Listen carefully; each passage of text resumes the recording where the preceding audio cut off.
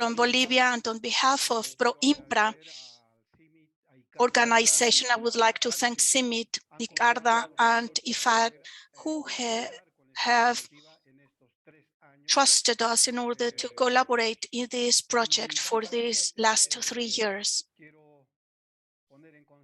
Basically, I would like to show you that we have encompassed, or rather we have approached this project at Bolivia, taking into consideration the existing relationship among quinoa crop, a crop that prevails in these arid regions in the southern highlands of Bolivia, llamas, grazing, and the bushes and native grasses as plant cover, natural plant cover.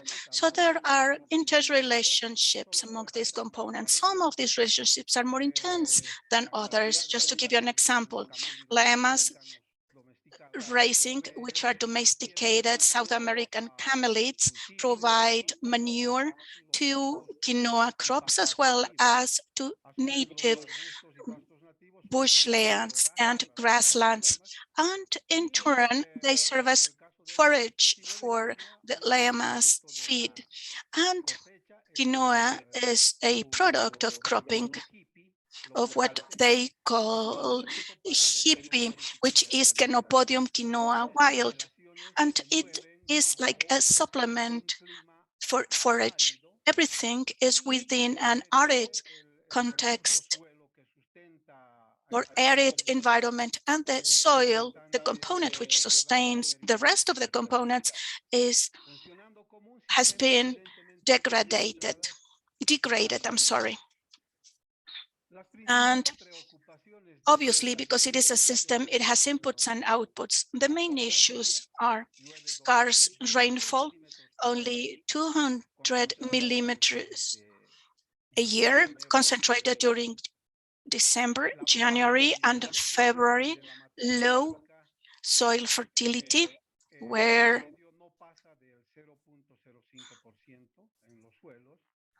matter, only organic matter, is less than 0.5%.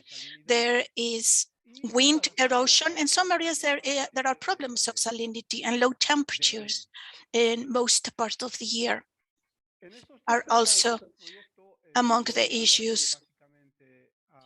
In this case, Bolivia's project has sought to contribute mainly to integrated systems, crop, livestock integrated systems based upon conservation agriculture, and to promote sustainable soil management through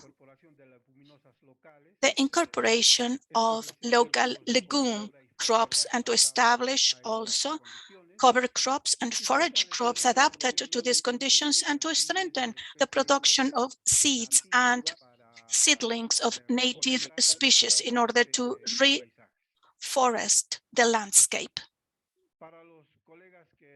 For those colleagues who have not been at Bolivia, we are located in the center of South America, and we have some regions of Amazon jungle close to Brazil, but where we are working in this project is in the arid region in the southern part of Bolivia. Here it is an approach, a closer approach. On the right-hand side, at an altitude between 3,800 and 4,000 meters above sea level.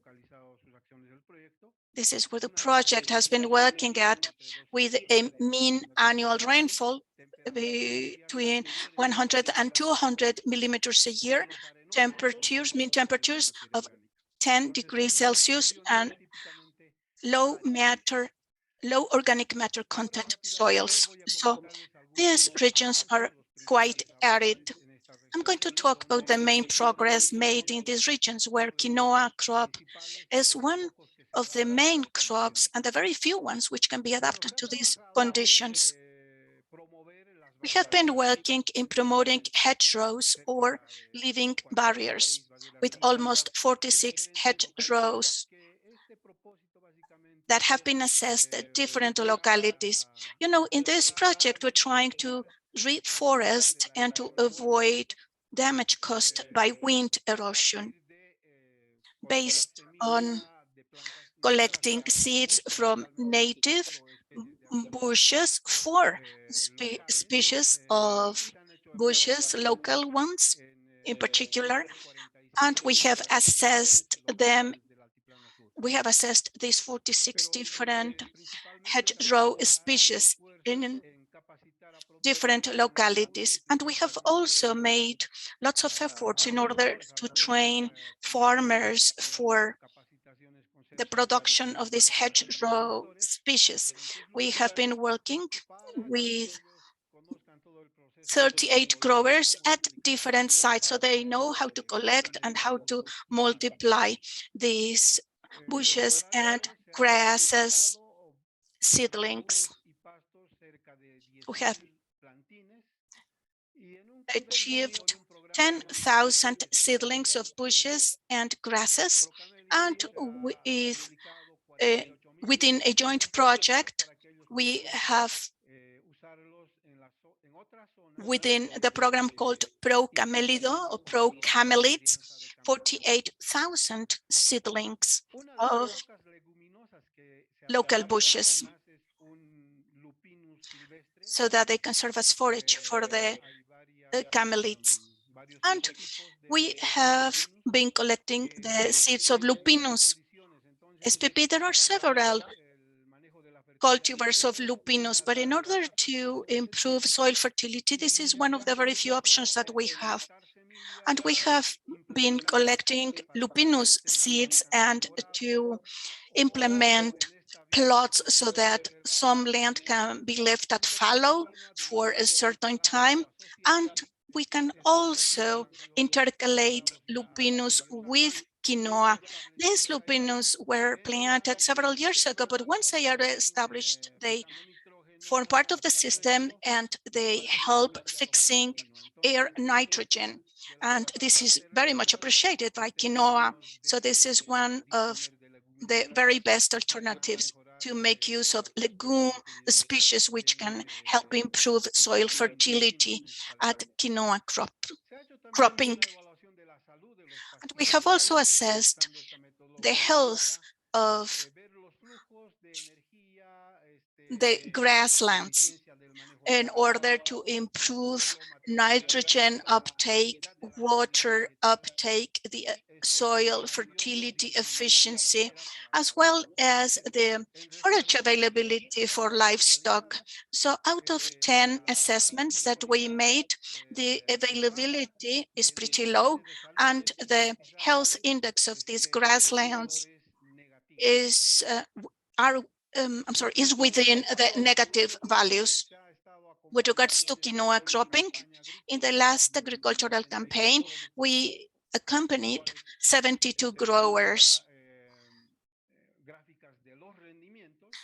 And this is a plot showing their yields. And 4 municipalities, which are representative of the southern and central highlands of Bolivia, quinoa yields have been varying from 300 to 1,200 kilograms per hectare, depending on the area and depending on the agricultural practices that they have used.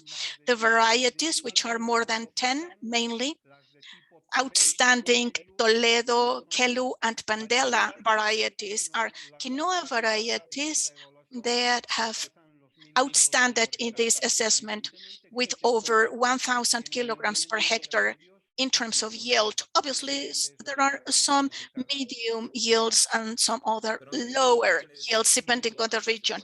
Cresencio, you have 1 more minute left. Okay, so which are the sustainable practices that they are using currently? Well, we have good seeds, 43%. The use of hedgerows, 63%, and the right insect control, which is one of the main concerns for quinoa growers, and the use of manure.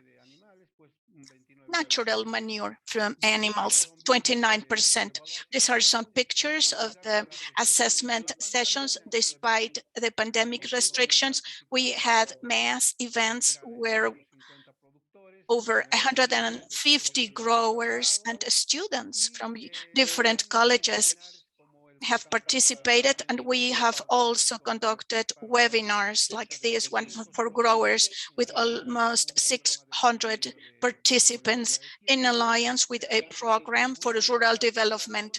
And we have distributed brochures, physical brochures and also digital ones, to over 600 people through WhatsApp groups.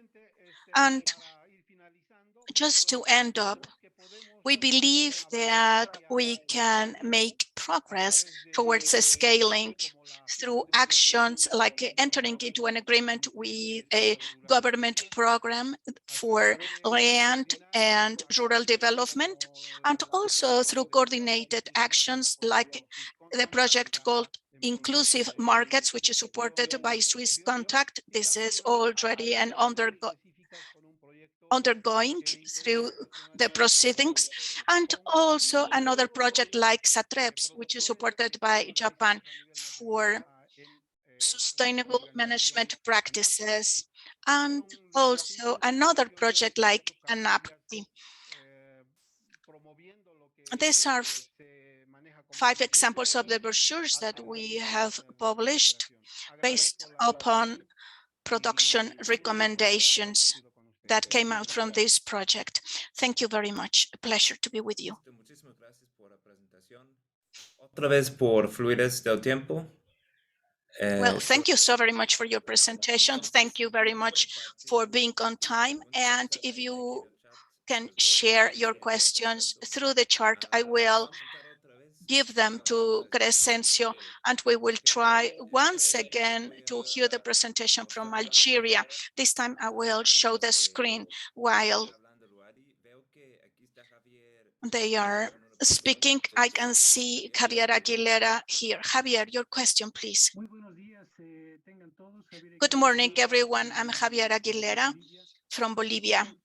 I would like to ask you, Cresencio, when you planted quinoa with lupinus, have you assessed the competition for water or nutrition through quinoa and that grass species? And another question, after harvesting quinoa, what happens with the residues, with the crop residues? Do you leave them on top of the soil or do you incorporate them?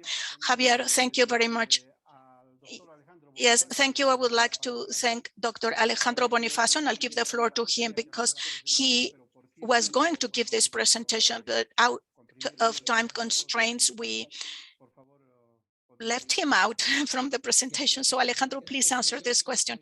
Thank you, Cresencio. Thank you, dear colleagues. I know that, well, we took care of competition because we defaced the planting. When quinoa is at flowering, then we plant lupinus. And so there is no competition because the legume will grow after the crop has grown. And then, yes, we leave the crop residues. It's a very special plant. It can tolerate in winter time 12 degrees below 0. Then it grows slowly during the spring. It flowers and bears seeds soon after. So